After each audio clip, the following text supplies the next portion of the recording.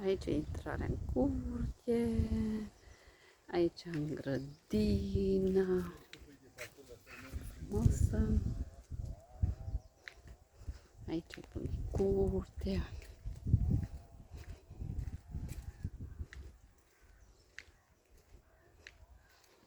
Aici avem un dud mare,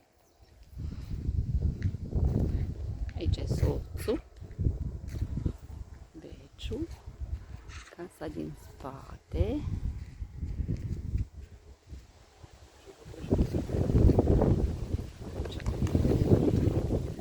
Aici mergem în grădină, avem mure.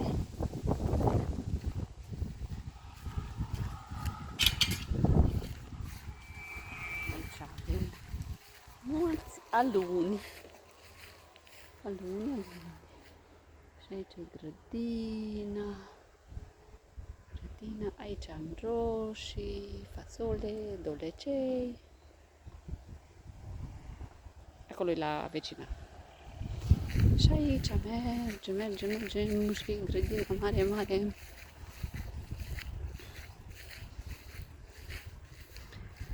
Așa.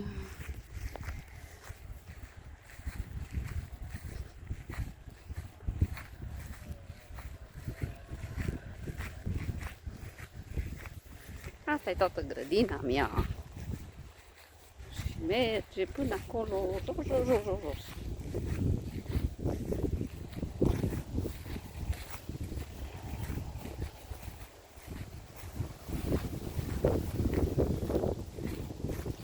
Așa.